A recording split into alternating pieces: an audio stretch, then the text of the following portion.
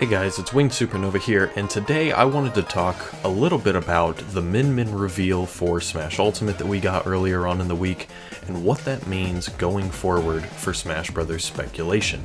Jumping right into the main topic here, the biggest thing that we can glean from this ARMS presentation is that because Min Min is in, the horrible fan-made Spirit rule is now officially dead, and it should have been dead already.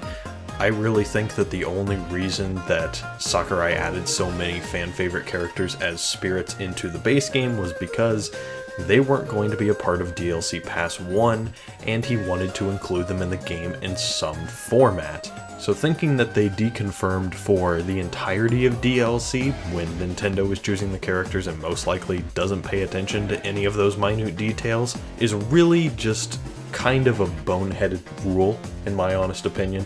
And I'm really glad that it's dead, especially so for fans of characters like Rex and Pyra, Shantae, Gino, and Ramen, who are currently in the game as spirits and have no other presence in the game whatsoever. But I've seen people on both ends of the spectrum here take this sort of soft deconfirmation of spirits rule being broken in different ways. Some people are moving goalposts and saying that only first-party spirits can be promoted as playable characters, because Min Min, of course, is a first-party character, and I definitely don't agree with that personally. But the other end of the spectrum is that some people are taking the amount of time that Sakurai talked about how spirit battles are changing for Mii costumes and potential DLC characters down the line. They're taking that information and they're kind of running with it and saying that that means that some spirit that's currently in the game is definitely going to be a part of the next 5 DLC characters. And I think that both of those directions that people are taking this are a little bit errant, to say the least. And the real big reason for that is that in this case, Sakurai just asked Yabuki, the producer of ARMS, which character he thought should be included in Smash Bros., and Yabuki of course said, "I want Min Min."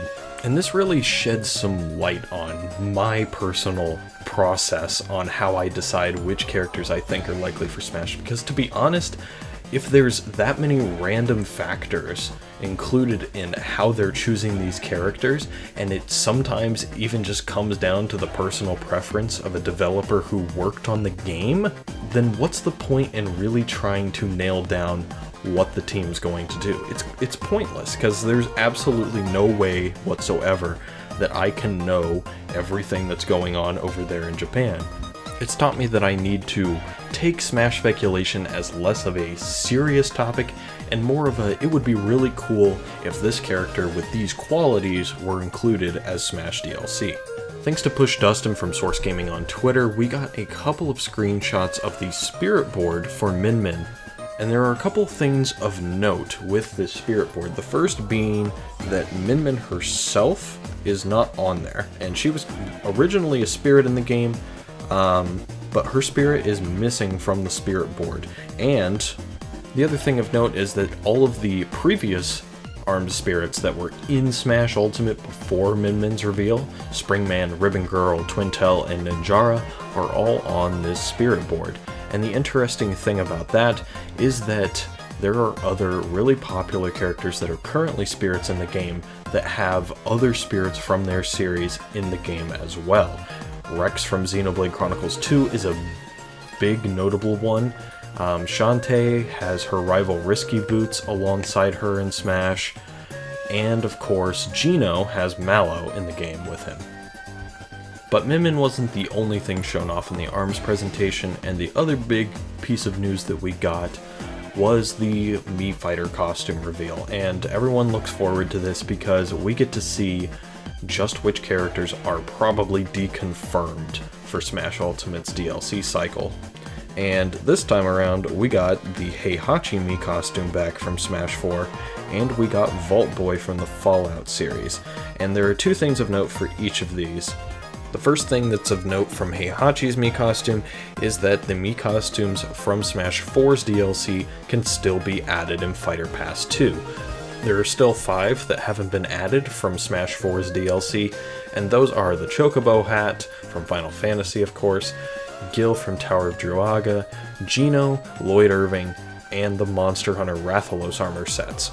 It is still highly likely that one of those will end up as a playable character, but we need to keep a lookout just in case, since Heihachi shows that we could still get those costumes along with Fighter Pass 2 characters.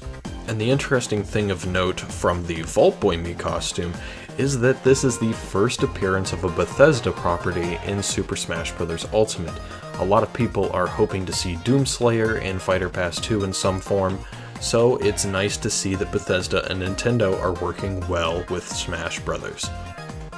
The other big thing is, of course, that the Vault Boy Mii costume was not the same type of deluxe Mii costume that we thought we were going to get this time around.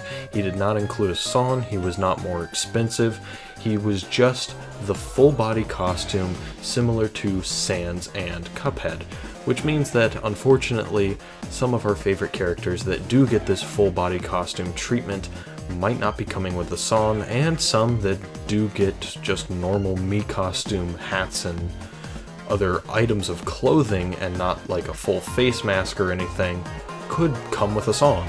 It's really just up to Sakurai on how he packages this sort of stuff for DLC. Sorry for the brief interruption here, I just wanted to point out something that I noticed in the presentation while I was editing, and it's something that I think is definitely necessary to include in this video. So when Sakurai reveals the Mii Fighter costumes, he gives a few words about Vault Boy directly afterwards, but then he points out something that us in the speculation scene had noticed, and that was that Cuphead's Spirit Battle changes depending on if you have purchased the Cuphead Mii Fighter costume. Normally it's a red and white Mega Man, but if you've purchased the costume, it turns into the Cuphead Mii costume that you fight instead. And the interesting thing about that is that we were wondering if that could possibly be a thing for future events, and Sakurai comes right out and confirms in the presentation that they may alter more Spirit Board targets like this in the future. So please, don't be alarmed if you see anything change. And this is huge because that means that one of two things: more characters that are currently spirits or will be spirits in the future via spirit events will turn into either Mii costumes or playable characters. It's one of the two. And that is huge for anyone who is a fan of a spirit that is currently in the game being promoted to playable status after we just saw Min Min get the same treatment. And that's pretty much it. We didn't get any tease for Fighter 7 or even a guess at when it's going to possibly get its reveal trailer, so I'm gonna assume that whenever Nintendo does their next big direct, probably in August or September time, is when we are going to get that Fighter 7 reveal, but hey, I have no idea. We shall see. So once again, thank you guys very much for watching.